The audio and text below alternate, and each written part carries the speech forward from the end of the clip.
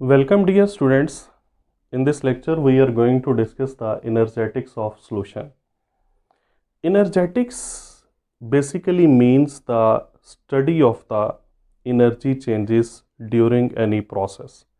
It is actually the quantitative study of the energy changes during any process. Means when a process takes place, how much energy is absorbed or released during that process. This study is called as energetics of that process. Energetics of solution mean that in this topic we will discuss that how much energy is released or absorbed during the formation of a solution of a particular solute in a particular solvent. My dear students, first of all we will have to study or learn conceptually that what happens when a solution is formed. Dear students, you know that before solution formation we have two substances. One is called as solute and other is called as the solvent.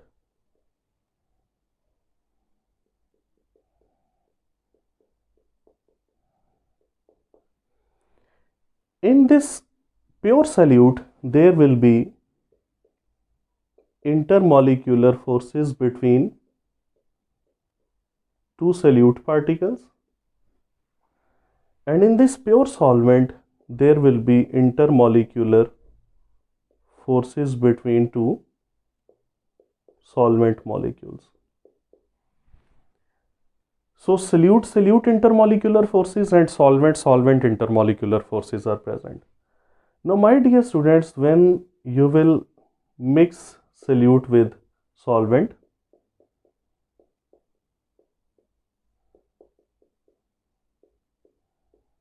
what is going to happen?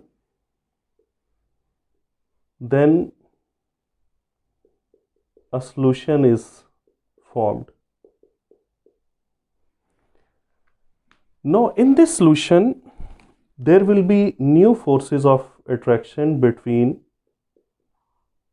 solute and solvent molecules. My dear students, for the solution formation it is necessary that the solute particles should move away from each other to create a space for the solvent molecules. In the same way, the solvent molecules should move away from each other to create space for the solute molecules. My dear students, so in order to make them move away from each other, you will have to break these intermolecular forces. And when you will have to break these intermolecular forces, as you know that the breakage of the forces is an endothermic process, so it means this process will be endothermic process in which the solute particles and the solvent particles are made to move away from each other by breaking the intermolecular forces present between them.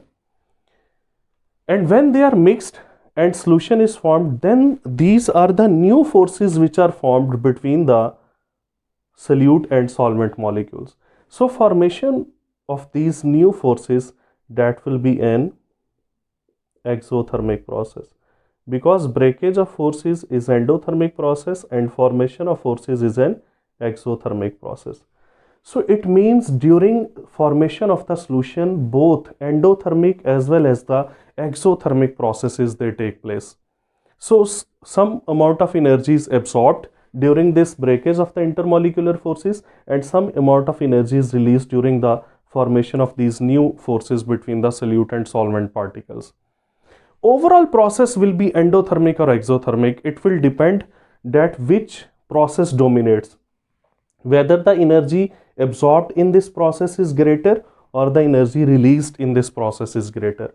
My dear students, if the forces of attraction between pure solute and pure solvent will be stronger as compared to the forces of attraction between solute and solvent, then energy absorbed during endothermic process will be greater as compared to energy released during the exothermic process.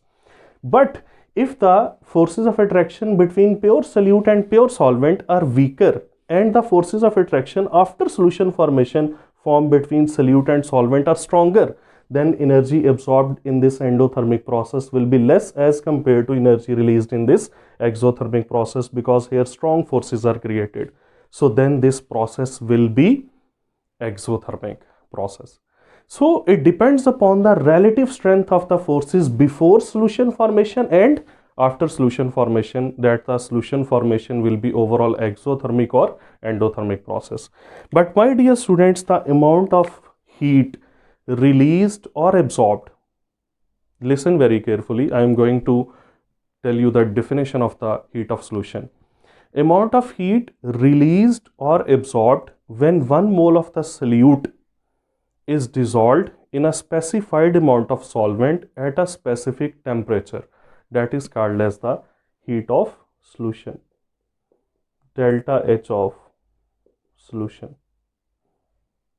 And this delta H of solution may be positive or negative. For example, the delta H solution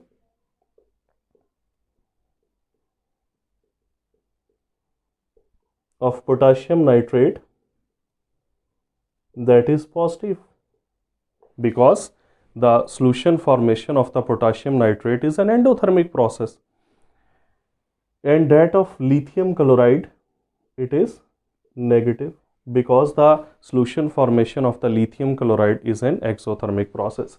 So when aqueous solution of potassium nitrate is made, the test tube will become cold, because some of the energy will be moved from surrounding into the system. But in case of lithium chloride, when lithium chloride is dissolved in water, then the test tube becomes hot, because some of the heat is released from the system to the surrounding. Now my dear students, this enthalpy of solution or heat of solution is actually equal to heat content of solution minus heat content of components. Mean heat possessed by the solution after mixing and heat possessed by the components when they were pure before mixing, the difference, that is called as the heat of solution. My dear students, it is very important to note down that you cannot find H solution, you cannot find H component practically. You can only find this difference, which is the delta H of the solution. So H solution, H component means heat of the solution and heat of the pure components, they are practically immeasurable. So you can only find the difference of these two, that will be called as the delta H of the solution. Now my dear students, if delta H of solution is positive, what does it mean? It simply means that the energy of solution is greater than energy of components, means some of the energy is absorbed from the surrounding during the formation of the solution. And when the heat of solution is negative, it simply means that the heat of solution is less than heat of components. Why? Because some of the heat is released when the components are mixed, so the process is exothermic.